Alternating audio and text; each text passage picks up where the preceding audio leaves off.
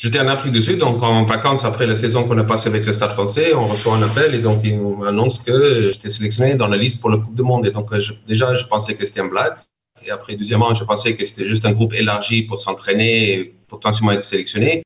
Et après, on se rend compte, non, c'est le 30 qui était sélectionné pour aller à la Coupe du Monde. Et donc voilà, là, on peut juste imaginer que là déjà, d'avoir vécu une saison comme on avait vécu avec le Stade français, en plus de ça, une sélection pour, pas seulement juste l'équipe de France, mais pour une Coupe du Monde qui a encore des années particulières, c'était comme si j'étais sur un nuage. Je rêvais, c'était un rêve qui se réalisait et donc c'était incroyable.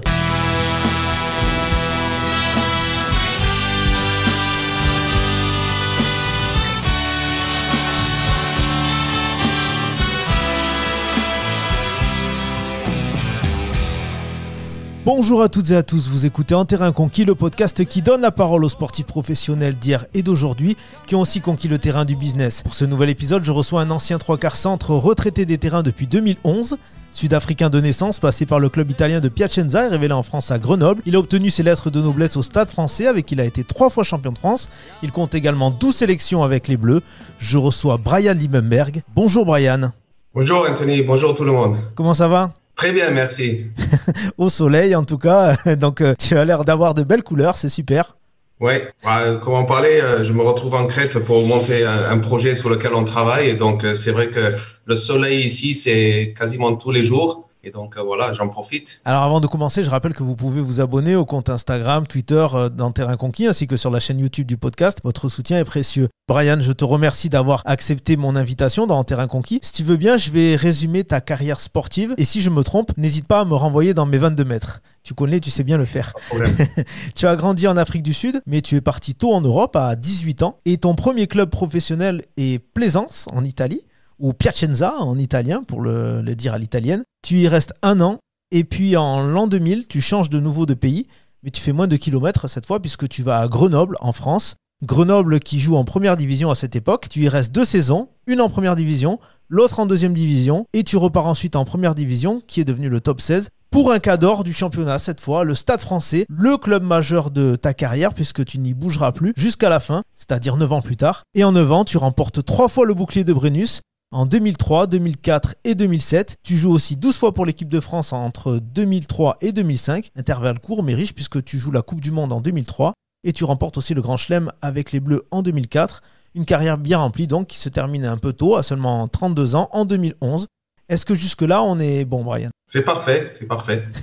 Alors, si on est bon, on continue. Et on revient sur la partie de ta vie que les fans de rugby connaissent un peu moins. En Afrique du Sud, tu es né dans la banlieue de Johannesburg, à Benoni, pour être précis. À quel âge as-tu commencé le rugby et qu'est-ce qui t'a amené dans ce sport ? Que à partir de 13 ans, parce que je jouais au foot jusqu'à l'âge de 13 ans. Donc, c'était le foot pour moi. Et quand on passe au lycée, au collège en Afrique du Sud, j'étais dans un collège où il y avait du rugby. Et donc, comme plein d'autres Sud-Africains, on rêve tous de jouer au rugby et donc ça me permettait de basculer de foot au rugby. Et c'est là où j'ai réellement commencé à partir de 13 ans. Donc, j'avais la capacité au pied, mais il fallait apprendre à jouer avec les mains aussi. Donc à partir de 13 ans, alors on rappelle un peu le contexte, mais jusqu'à la fin de l'apartheid, au début des années 90, l'Afrique du Sud est boycottée des compétitions internationales et des tests internationaux. Tu étais déjà adolescent quand les Springboks ont de nouveau pu jouer contre les autres nations. Est-ce que tu avais malgré tout des modèles au rugby sud-africain durant ta jeunesse ? Oui, parce que moi je me rappelle, l'année qui a marqué, c'était 95, donc j'avais 15 ans à ce moment-là. Donc, à peine 1 ou 2 ans après que je commençais le rugby. Donc, tous ces jours, il commençait à rentrer dans une autre ère pour l'Afrique du Sud. Et c'était peut-être un bon timing parce que c'est à ce moment-là où on avait des héros quand on parle de rugby en Afrique du Sud parce qu'ils ont remporté cette fameuse Coupe du Monde en 95. Toute l'histoire politique, il y avait Nelson Mandela qui les avait soutenus et suivis. Donc, après, c'est sûr qu'à partir de ce moment-là, le rugby était aussi devenu un symbole important en Afrique du Sud en tant qu'un sport, quelque chose qui rassemble tout le monde. Et donc, beaucoup plus à la télévision et beaucoup plus de possibilités de voir des joueurs qui sont devenus donc professionnels au travers de télé, etc. Donc, c'est vrai que oui, à l'époque, il y avait quelques joueurs qui m'ont inspiré et encouragé de continuer à jouer au rugby, bien sûr. Le rugby est passé professionnel après la Coupe du Monde 1995. Toi, tu avais 16 ans. Est-ce que tu t'es dit tout de suite à cette époque-là, je veux être rugbyman professionnel, ou c'est venu un peu plus tard ? Non, c'est sûr, tout de suite, peut-être pas de dire rugbyman professionnel. Je voulais aller le plus loin que je pouvais avec le rugby. C'est vrai que quand on finit l'école, On doit basculer côté université peut-être. Et à ce moment-là, je vais dire, ouais, je veux vraiment tenter ma chance parce que je pense aussi, important aussi pour tout le monde, quand ils sont jeunes, il faut pas penser forcément d'être professionnel. Il faut d'abord prendre du plaisir quand on joue le sport. Et ensuite, je vais l'occasion de partir en Italie. C'était le parcours que j'avais suivi, plutôt pour économiser un peu d'argent pour retenter ma chance en Afrique du Sud ou continuer mes études. Et la vie fait que sur quelques petits détails, j'ai eu la possibilité d'intégrer déjà en Italie, mais ensuite Grenoble, comme tu viens d'expliquer, et ensuite Paris. Donc, ça a venu petit à petit, on va dire, à un moment où je finissais l'école. Donc, autour de 18 ans, quand j'ai eu la possibilité de partir aussi. J'ai lu qu'avant de partir en Italie, tu étais inscrit à l'université de Durban, loin de Johannesburg donc, et que tu servais des plateaux repas pour gagner ta vie. En Afrique du Sud, on avait la possibilité de faire une année supplémentaire de l'école, on va dire comme ça. Donc, on était basé dans une école où on faisait un parcours universitaire, mais on avait la possibilité de jouer dans une équipe encore qui jouait dans les championnats écoles. Et pour gagner un peu d'argent de poche, on travaillait au Kings Park Stadium, donc le stadium qui est assez connu à Durban. On conduisait les voiturettes de golf pour ramener des plateaux, on va dire tout ce qui est à manger, à boire, de parking jusque dans les loges. Donc, nous, on servait un petit peu de laine parce que les voitures, ils pouvaient pas accéder jusqu'aux loges. Et donc, nous, on conduisait les voiturettes de golf pour ramener des propriétaires ou des personnes des traiteurs qui ramenaient à manger dans les loges. Donc, c'était bien parce que de temps en temps, ils nous laissaient un coca ou un petite chose à manger. Et ensuite, on pouvait profiter aussi pour regarder les matchs. Comment tu te retrouves en Italie à seulement 18 ans?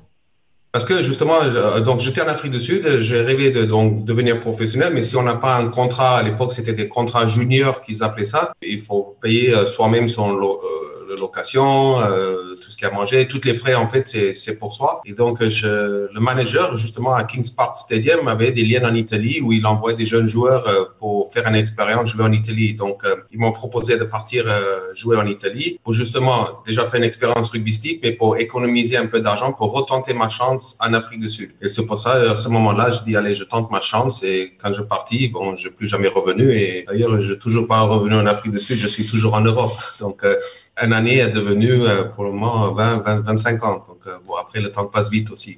Comment on fait quand on arrive dans un nouveau pays, aussi jeune, qu'on ne parle pas la langue, pour se débrouiller, tout simplement? On apprend la langue déjà. Moi, j'ai appris l'italien qui était un peu plus facile que le français. Je sais pas, c'était une langue qui m'est venue assez facilement. Donc voilà, je pense qu'aussi à cet âge-là, on voit le monde avec les yeux complètement différents. On est jeune, on a plein d'énergie, on a plein d'envie d'aller découvrir d'autres choses. Et donc tout ça là, en plus, on joue au rugby. Donc ça aussi, c'était la meilleure façon peut-être d'apprendre une langue et de découvrir notre culture, parce qu'on est tout de suite pris par le club et les autres joueurs. D'ailleurs, j'ai toujours des amis qui sont en Italie depuis ce moment-là, et d'autres amis bien sûr partout un peu dans le monde, mais ce que j'ai rencontré à ce moment-là. Donc c'est pour ça qu'à 18 ans, je me suis retrouvé en Italie, parce que c'était principalement d'aller gagner un peu d'argent pour retenter ma chance en Afrique du Sud. Quel souvenir tu gardes de cette année en Italie, tant sur le plan du rugby que sur le plan humain?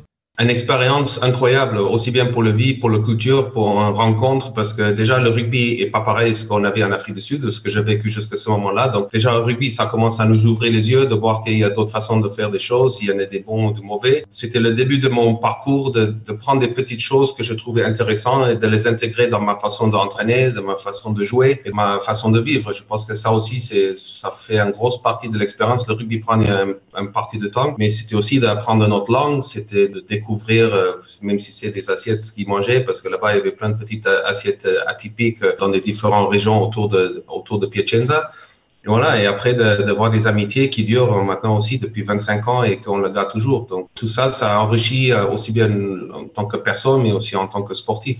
Et puis, durant cette année, il y a Grenoble qui vient te chercher. Comment ils se font les contacts avec Grenoble?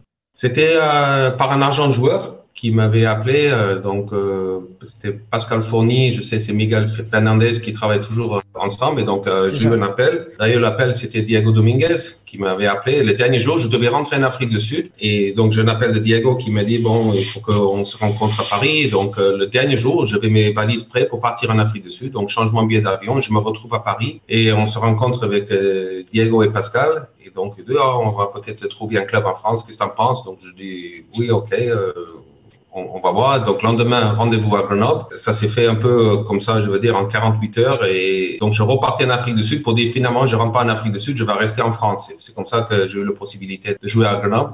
Et c'est là aussi où je dis ma vie a basculé, ou complètement basculé dans cette petite fenêtre de 48 heures avec une ou deux rencontres et après la possibilité de jouer au FCSG à Grenoble. Et oui, parce que tu devais revenir jouer pour les Sharks, hein, c'est bien ça. Ouais, pour l'équipe de jeunes. Pour 21 au Sharks, il y avait encore la saison à faire et finalement, bon, comme j'étais pas sous contrat, pourtant j'étais sélectionné de temps en temps dans l'équipe. Alors, c'est marrant parce que Diego Dominguez, il jouait, il faisait le recrutement au Stade Français, puis apparemment, il le faisait aussi pour d'autres clubs. Alors, c'était vraiment, il faisait tout, Diego. C'était bien qu'il pensait que je pouvais jouer à côté de lui, donc ça, c'est un truc qui était sympa. Et en plus, Diego, il a joué en Italie aussi, il a commencé son parcours à Milan, je crois, si je ne me trompe pas. C'est ça.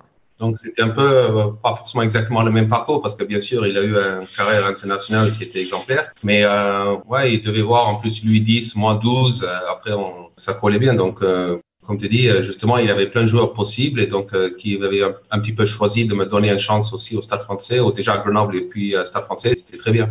Alors, Grenoble, c'est un club de première division française. Toi, tu es encore un jeune joueur. Est-ce que tu t'es adapté facilement au changement de niveau et d'exigence entre l'Italie et la France? Oui, pareil. C'est juste parce que, quand je dis encore à cet âge-là, on a plein d'envie, on veut juste apprendre, avancer. Et c'est le parti, on va dire, compétiteur qu'on a en soi qui fait qu'on travaille beaucoup, on travaille plus parce que j'avais cette envie en moi de réussir un jour. Donc, je faisais tout ce que je pouvais pour réussir. À l'issue de cette année, le club descend en deuxième division. Toi, tu restes au FCG. Ton coach à Grenoble, c'est Willy Taofi-Fénois, le père de Sébastien et Romain Taofi-Fénois, un des joueurs de top 14 actuellement. Et tu as comme coéquipier un certain Vincent Clerc, tout jeune à l'époque aussi. Et vous deviez vous régaler en deuxième division, là, tous les deux. Ah, c'était une saison incroyable parce qu'il ne faut pas oublier Vincent, bien sûr. Il y avait notre joueur Ovidio Tunita qui est parti donc après à Biarritz et Perpignan qui a fait aussi un grand carrière, surtout aussi pour l'équipe de Roumanie. Et c'est vrai que là, on avait descendu en deuxième division, mais on a gardé la plupart des joueurs qui avaient disputé l'année précédente en première division. Donc, moi, là, cette année-là, je jouais 10 et ouais, avec Vincent, bien sûr, à l'aile, c'était une belle année. Là, on a vraiment pris plaisir parce qu'on avait une équipe qui fonctionnait bien, on était compétitifs. D'ailleurs, on a remonté à nouveau en première division après cette année-là. Donc, non, c'était une très, très belle année et des bons souvenirs. Et en plus, maintenant, quand on pense avec Vincent, quand on était jeune, c'est sympa d'avoir des souvenirs comme ça. Tu m'as devancé, mais effectivement, le club remonte directement. Mais toi et Vincent Clerc, vous partez chacun pour des gros du championnat de première division, lui au Stade Toulousain, toi au Stade Français. Et tu en as parlé un petit peu, mais du coup, les contacts, ils se font parce qu'ils s'étaient déjà fait avec Diego Dominguez. Et le plan, c'était de te donner de l'expérience en France avant de t'amener au Stade Français, c'est bien ça? Non, c'était pas forcément ça l'idée. C'est qu'à ce moment-là, il y avait Grenoble qui était un club qui recherchait peut-être un joueur de ma profil. Et après, les choses comme ça, des fois, on a un peu de chance. Les choses font qu'à ce moment-là, il y a aussi Nick Mallet qui arrive de l'Afrique du Sud pour entraîner. Moi, peut-être un petit lien en étant sud-africain, mais même si Nick ne me connaissait pas à l'époque parce que j'ai quitté l'Afrique du Sud très jeune. Je n'avais jamais joué en équipe professionnelle en Afrique du Sud. Donc, ça s'est fait comme ça. Donc, tant mieux pour moi. Et après, bien sûr, après l'histoire de Stade Français, on connaît sur les années suivantes. On a eu une belle équipe qui était construite aussi par des joueurs un peu atypiques qui venaient un peu de partout et qui ont réussi à faire quelque chose. Pour nous aujourd'hui, quand on regarde en arrière, quelque chose d'incroyable ensemble. Tu t'y attendais, toi, en étant en Pro D2, de voir un si gros club venir te chercher comme ça? Non, jamais, parce qu'en plus, juste avant, je me retrouve en Italie, donc dans un club italien. Après, je passe à Grenoble et ensuite, je me retrouve au Stade Français. À ce moment-là, il y avait quasiment toute l'équipe qui était des joueurs internationaux, aussi bien pour l'équipe de France que pour d'autres pays. Et donc là, on se retrouve dans un vestiaire et on est impressionné par tous ces joueurs que nous on regardait à la télé depuis quelques années et que maintenant on s'entraîne avec eux. Donc c'est vrai que c'était un peu impressionnant au début. Mais à nouveau, il fallait travailler, il fallait apprendre. Et donc, le suite a fait qu'on s'intègre facilement après dans une équipe comme ça, parce qu'avec des joueurs de cette qualité, c'est toujours plus facile. Et oui, des Diego Dominguez, Christophe Dominici, David Oradou, Peter De Villiers. J'ai lu que Nick Mallet, ton premier coach au Stade Français, disait qu'au début, tu prenais pas trop d'initiative, que tu étais un peu trop timide au milieu de ces stars. Est-ce que c'est parce que tu les respectais presque un petit peu trop?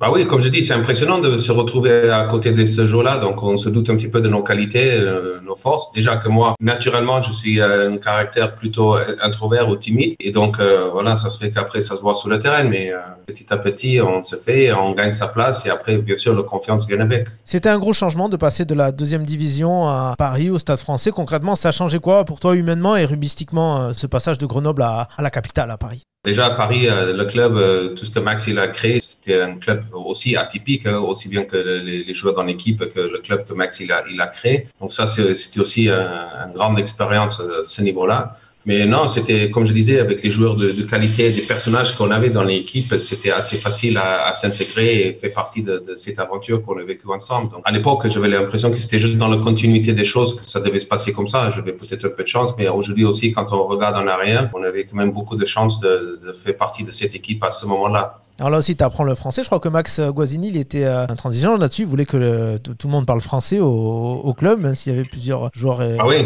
comme il avait aussi sélectionné quelques joueurs qui étaient plutôt anglo-saxons, c'est vrai que c'est normal, on est en France, donc c'était normal qu'on apprenne le français. Mais moi, même personnellement, pour moi, déjà à ce moment-là, j'avais déjà une bonne compréhension de français. J'arrivais à parler mieux en mieux, mais même moi, indépendant de Max, c'est ce qu'il voulait qu'on parle tous français dans l'équipe. C'était important pour moi aussi de s'imprégner de la culture française et parler la langue. C'était normal pour moi. Tu t'intègres parfaitement à cette belle équipe du Stade français. Tu deviens même rapidement un titulaire. Et c'est en tant que titulaire que tu joues ta première finale de championnat contre le Stade Toulousain. Comme Vincent Clerc, d'ailleurs, et tu es titulaire aussi, ton ancien pote à Grenoble.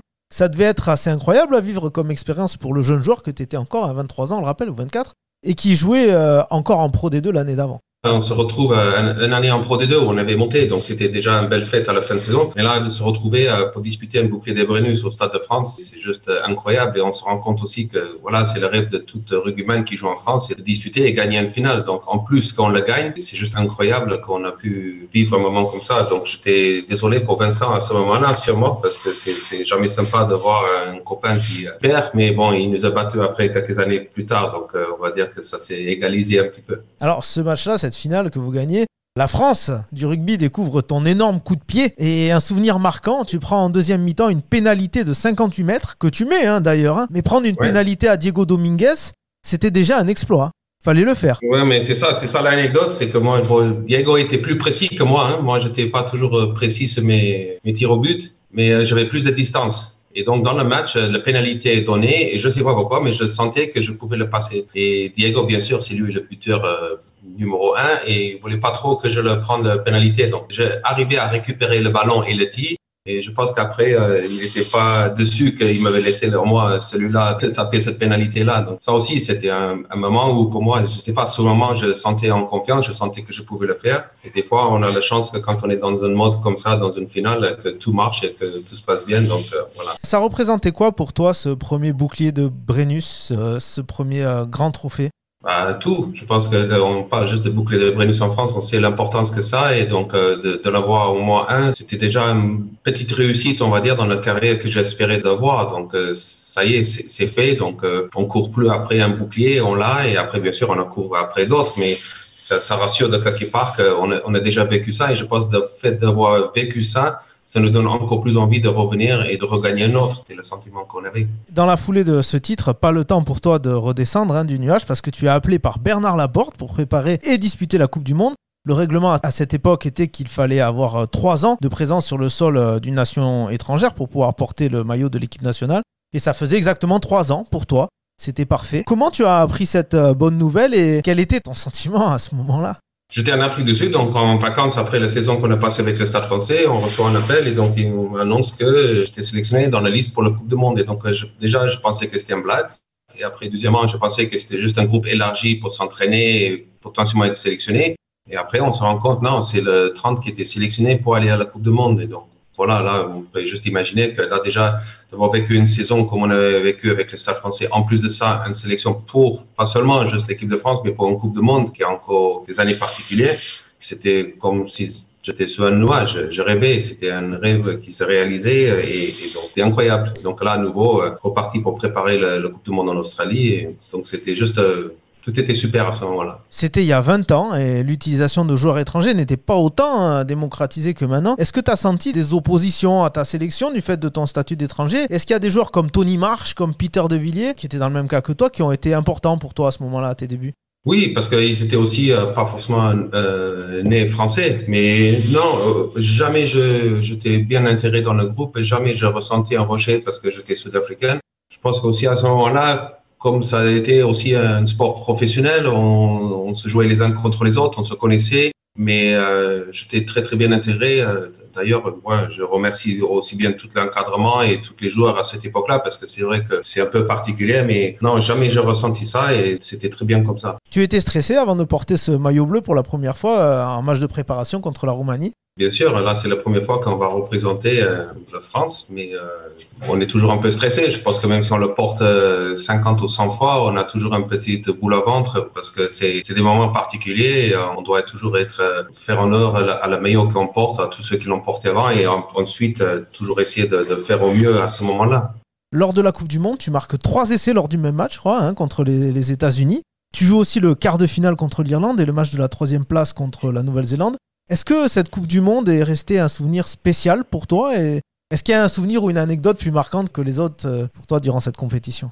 C'était cette semaine, je crois qu'on avait resté en Australie parce que comme on a passé en phase finale et après on a joué la 3e et 4e place, donc c'était une expérience incroyable parce que bon, on a bien préparé, on a beaucoup travaillé avant, mais une fois quand on est dans la compétition, on a plus de temps que pour faire des matchs récupérés et donc non, c'était vraiment impressionnant.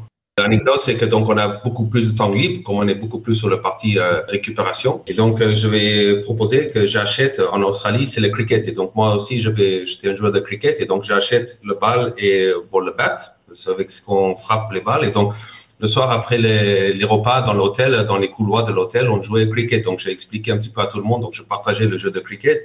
Et donc, on a fini même une journée à faire un match de cricket sur la plage de Bondi Beach. Il y a tout un parti en herbe. Et donc, nous, on avait toute l'équipe de France qui jouait au cricket sur la plage à Bondi Beach. Et après, je me rappelle, c'était Rafael Ibanez et je crois que c'est Yannick Josion qui avait, bon, je vais donner, je sais plus à qui je vais donner le bat et le bal. Et je crois que Rafael, il est allé chercher carrément les gants et le bal. Et parce que quand on commence à s'intéresser un petit peu au cricket et quand on voit le côté technique et tout ce qu'il y a autour, le bal et tout le jeu, c'est passionnant, bon, au moins pour ceux qui connaissent le cricket. Pour des Français, c'était compliqué à expliquer parce que quand on dit que c'est un jeu qui dure 5 jours et qui est toujours pas gagnant à la fin, c'est pas facile à dire que c'est sympa de regarder, mais voilà, je me rappelle qu'il y a un ou deux joueurs qui ont apprécié le fait qu'on avait joué un peu de cricket. Donc voilà une petite anecdote sur ce qu'on a fait dans nos temps libres à Bondi pendant les semaines.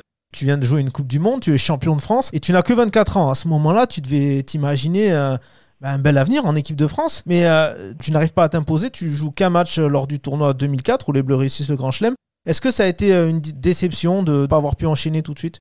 Non, après je me blesse au genou à l'entraînement. C'était la semaine où on jouait contre Pays de Galles au Millennium Stadium et je me blesse au genou pendant un entraînement.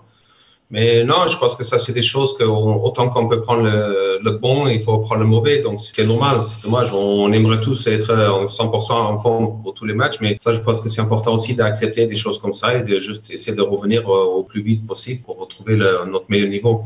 Bien sûr, on est toujours dessus, mais c'était pas catastrophique. En 2004, même si tu ne joues qu'un match du tournoi, tu es quand même enregistré comme vainqueur du Grand Chelem. Et à la fin de la saison, le Stade Français remporte de nouveau le titre de champion de France en battant Perpignan. Après avoir fait le dernier match de Fabien Galtier un an avant, tu fais le dernier match de Diego Dominguez. Est-ce que c'est un joueur qui t'a marqué un peu plus que les autres, Diego? Bien sûr, Diego, c'était un compétiteur hors norme. Lui, c'était quelqu'un qui, donc, par sa compétitivité individuelle, nous amenait aussi dans son élan et donc, il voulait gagner à tout prix pour tout. Et quand on a un joueur comme ça qui nous mène un peu dans notre équipe, c'est sûr que ça va rester un petit peu ou ça va nous marquer et nous apporter aussi dans notre propre carrière pour le suite. Et après aussi, je crois qu'il avait joué jusqu'à l'âge de 38 ans. Et donc, ça aussi, c'est des choses où tu dis, c'est vraiment quelqu'un qui, dans le terrain et en dehors le terrain, était vraiment professionnel à 100%. Et encore que lui, il a connu vraiment la transition entre le rugby amateur et le rugby professionnel. Et de voir ce niveau de professionnalisme à ce moment-là, c'était vraiment incroyable. Et donc, plein de choses que lui faisait. Bon, comme je disais, on apprend et on essaie de les garder ensuite pour nos carrières à nous. En 2005, tu es sélectionné pour la dernière fois avec l'équipe de France face à l'Angleterre. Ton total se bloque à 12 sélections. Qu'est-ce qui, selon toi, t'a manqué pour en avoir un peu plus? Peut-être un peu de chance, moins de blessures?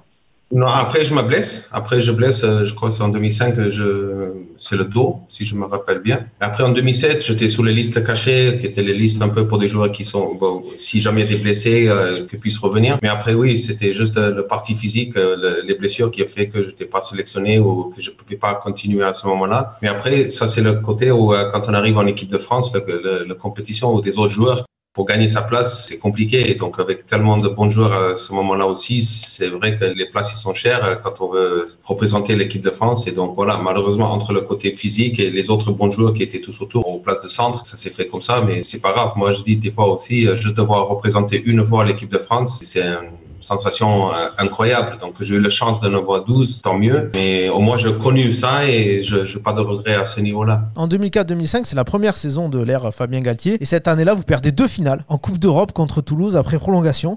Et en championnat contre Biarritz, là encore après prolongation. C'est un enchaînement qui est difficile. C'était pire souvenir de joueur?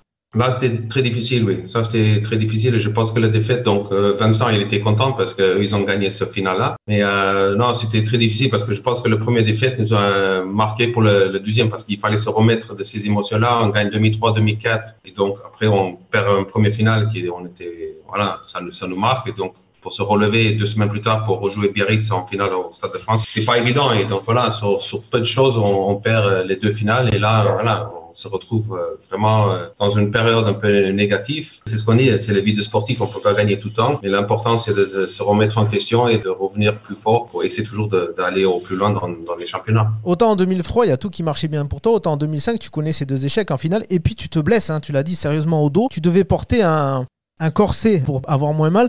Tu restes 6 mois sans jouer. Et il paraît que tu as même eu peur de ne pas pouvoir poursuivre ta carrière. C'était sérieux comme blessure.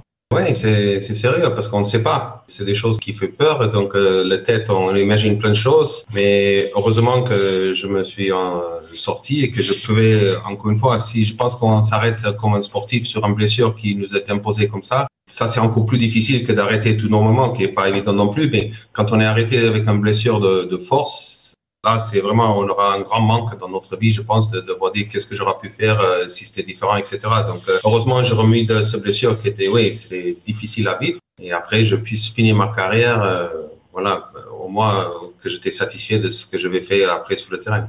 Tu mets longtemps à t'en remettre et tu perds ton statut de titulaire indiscutable au Stade Français. D'ailleurs, cette année-là, tu es remplaçant pour la phase finale. Tu marques et tu assures la victoire du Stade Français en demi contre Biarritz en marquant un essai en interception en fin de match. Et t'es de nouveau remplaçant pour la finale remportée contre Clermont. C'est la seule de tes 3 finales avec Paris que tu ne débutes pas.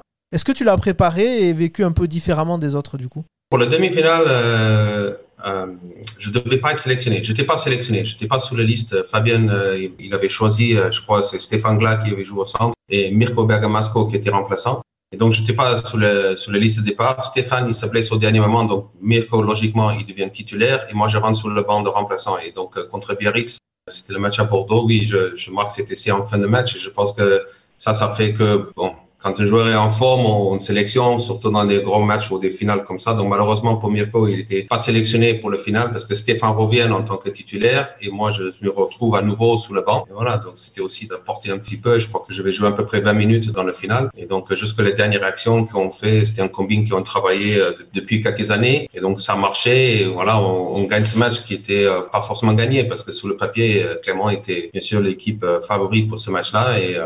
Mais bon, je pense qu'au Stade Français, on en parle toujours que quand on était dans les phases finales, on avait une sorte d'esprit qui nous portait et qui nous permettait de jouer au-dessus du niveau qu'on pouvait estimer sur papier. Quand on regardait l'équipe sur papier, le Stade Français de ces années-là était une équipe qui se dépassait par l'ambiance qu'on avait, des caractères qu'on avait dans le vestiaire. Et donc, c'était incroyable de rattraper ce match et de gagner quasiment dans les dernières minutes de match.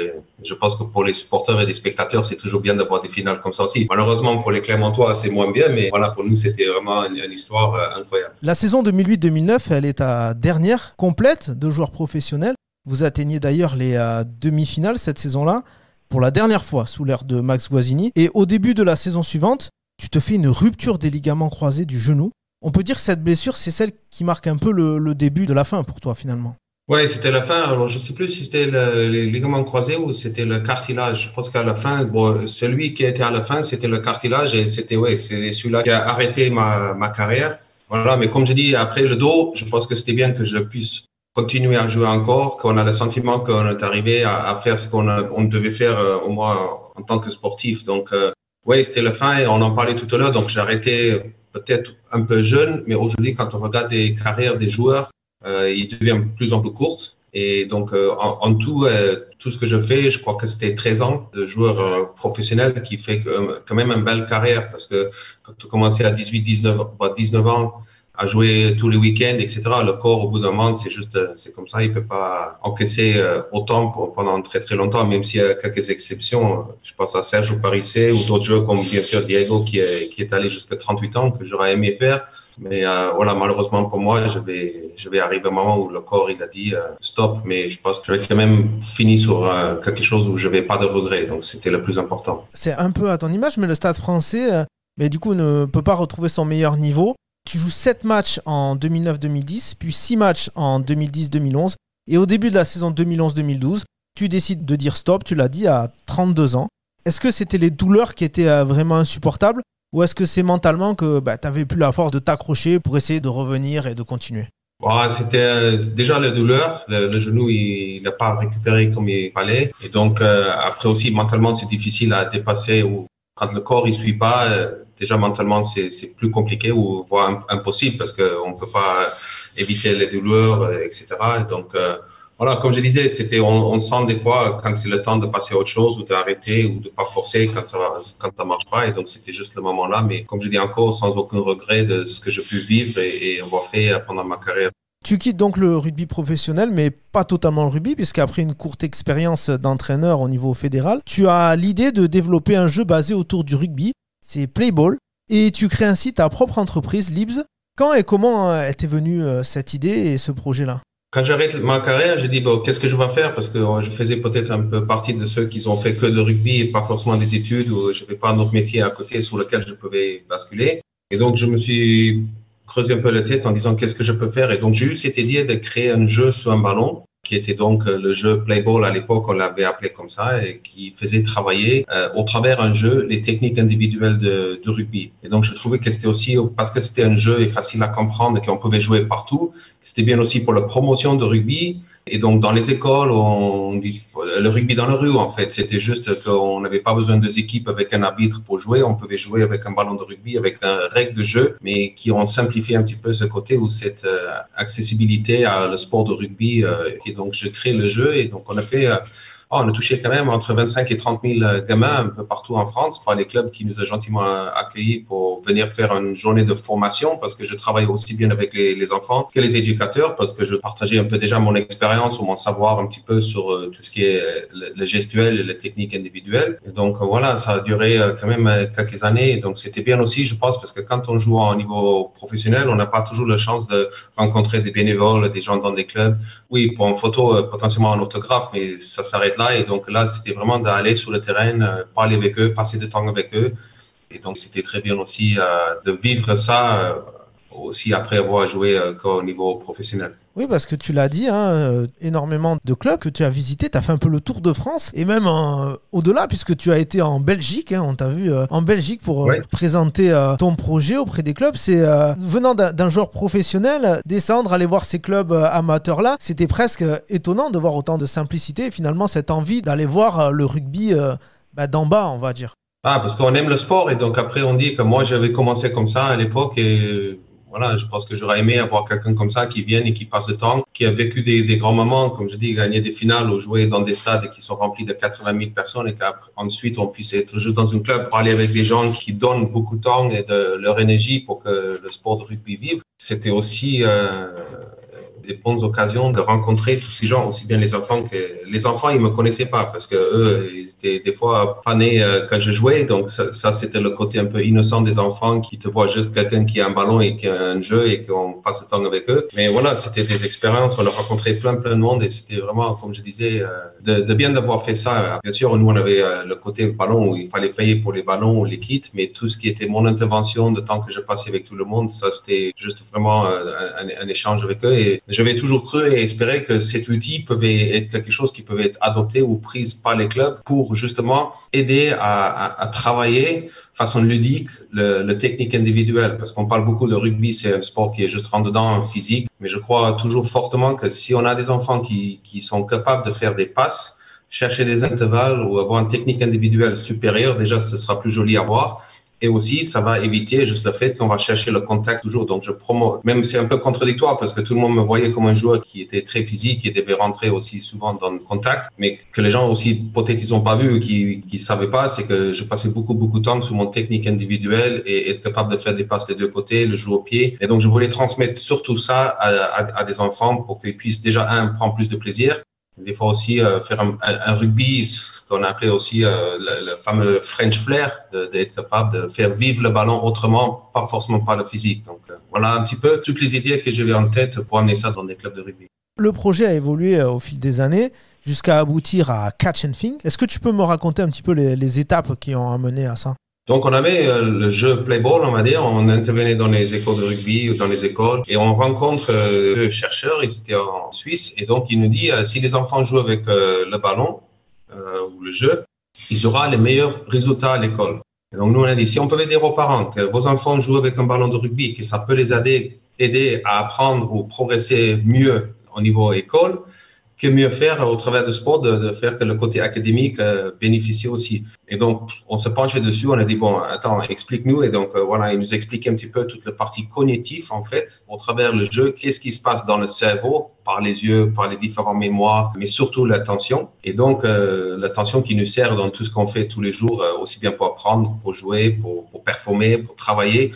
Et donc, on se penchait là-dessus. On est parti aussi, on a fait une formation sur l'attention à l'INSERM à Lyon, avec le professeur Jean-Philippe Lachaud. Et donc, tout ça, ça nous a mis dans une autre vision de voir des choses et que là, on a dit là, pas seulement pour les techniques individuelles de rugby, mais on peut vraiment apporter quelque chose qui aujourd'hui devient un problème sociétal, qui est le manque d'attention ou la distraction qui nous empêche d'être performants dans ce qu'on veut faire.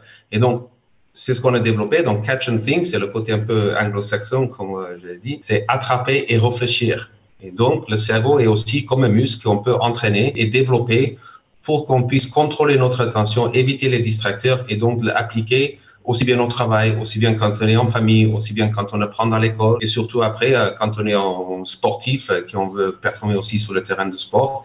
C'est vachement important de aussi bien connaître comment le cerveau fonctionne, mais aussi comment l'appliquer au mieux et progresser dans tout domaine de la vie. Donc, on n'a pas seulement maintenant un ballon de rugby, on a un ballon de basket, de hand et de foot. Et c'est pas que sport spécifique, on peut aussi les utiliser dans d'autres sports. Donc, on a même rentré un peu tout ce qui est santé. Donc, pour les kinés, on travaille aussi avec des golfeurs. On a un kiné, Laurent Tifounet, qui travaille avec Hugo Gaston, le tennisman, parce qu'il y a un côté préactivation mentale. On peut rentrer aussi dans tout ce qui est préparation mentale. Là, on a appris plein de choses. Il y a même certaines choses que je dis, si je savais ça quand j'étais joueur, ça aurait pu m'apporter beaucoup. Mais au début, le jeu, on voulait aider les éducateurs et les enfants à améliorer leur technique individuelle. Et aujourd'hui, on allait un peu plus loin dans notre démarche. Donc, on aide aussi des personnes dans différents domaines. Justement, parce que tu as parlé de Hugo Gaston, qui est un tennisman professionnel, et on sait que les joueurs de sport individuel et même les sports collectifs sont très intéressés et demandeurs de nouvelles méthodes d'entraînement pour faire progresser.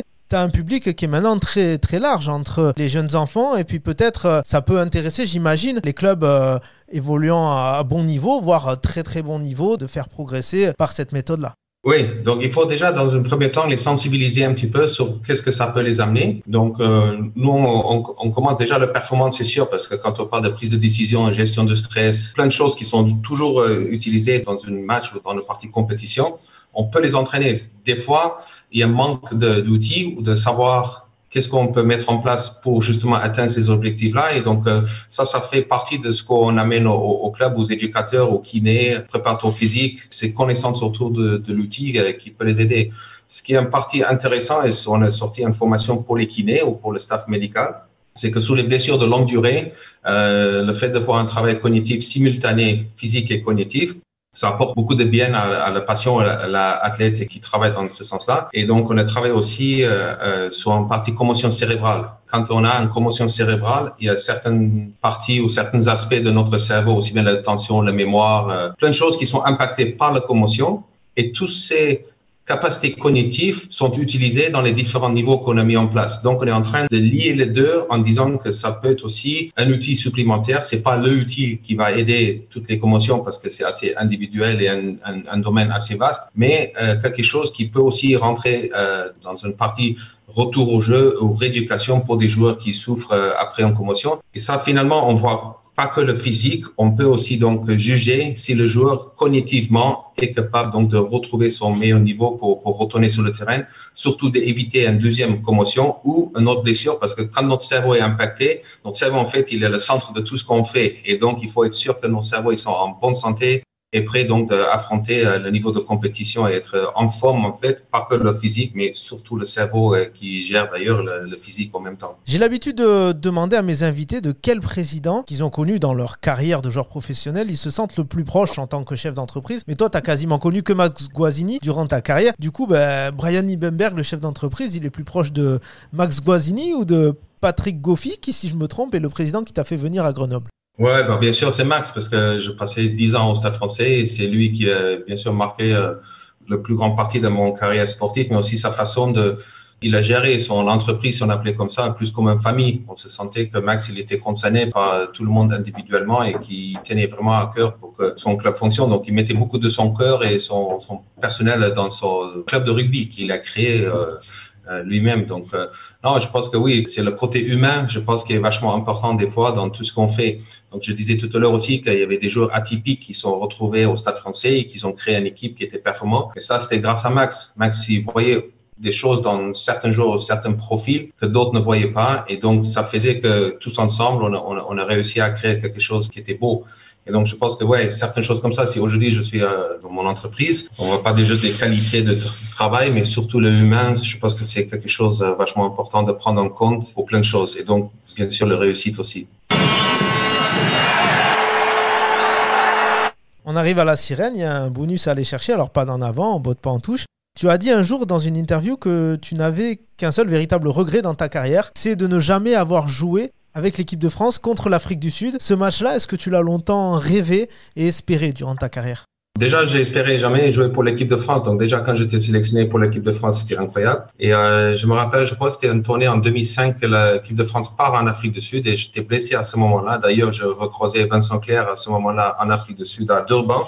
C'est marrant comment on se retrouve dans les mêmes endroits. Et oui, j'aurais aimé parce que je pense qu'en étant sud-africain de naissance, de jouer contre son pays, ça aurait été quelque chose de beau, d'avoir vécu quelque chose comme ça. Malheureusement, ça s'est pas produit pour moi, mais c'est pas grave. Ça restera un petit regret ou quelque chose que j'aurais aimé faire. Donc maintenant, la seule possibilité, c'est de jouer contre eux en troisième mi-temps, mais bon, on verra ça. À ton époque, c'était pas encore tout à fait le cas, mais depuis, pratiquement toutes les meilleures nations du rugby possèdent ou ont possédé récemment au moins un Sud-Africain dans son équipe.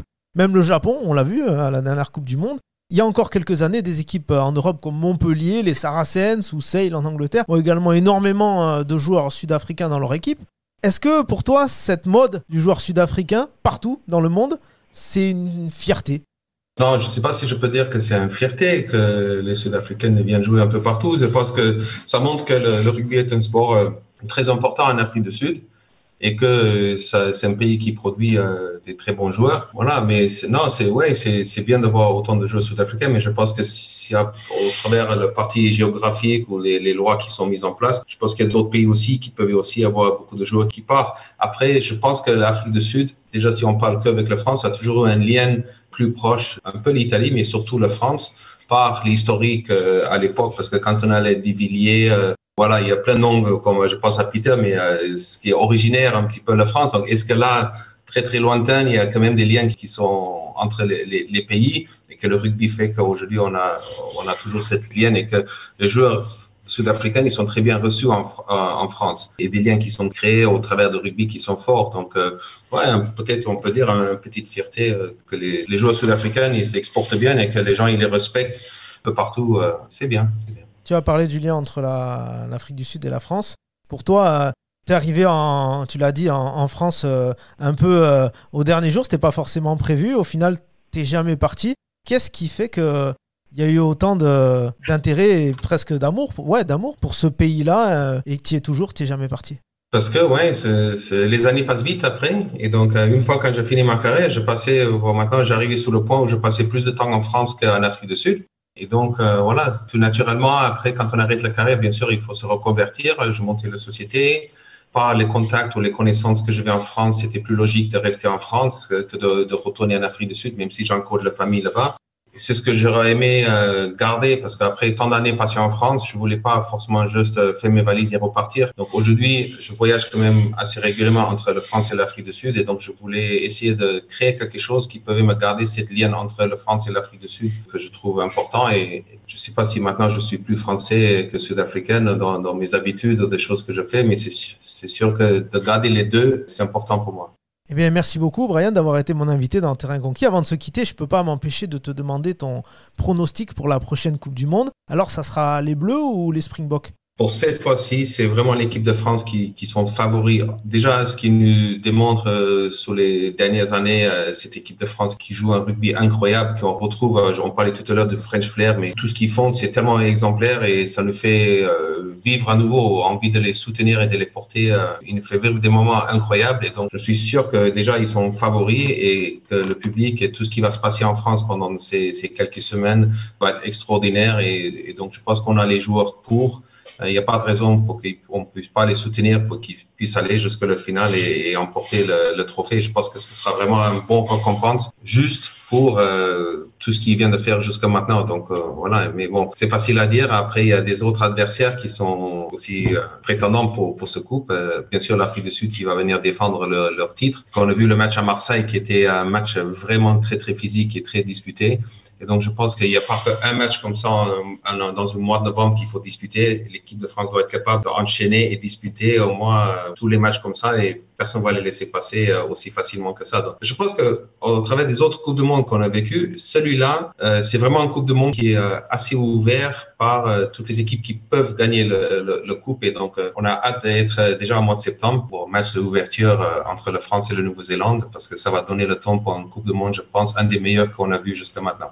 Eh bien, merci beaucoup, Brian. On va noter ça et puis on va te souhaiter encore plein de succès aussi avec ton entreprise Catch and Think. Merci beaucoup, Brian.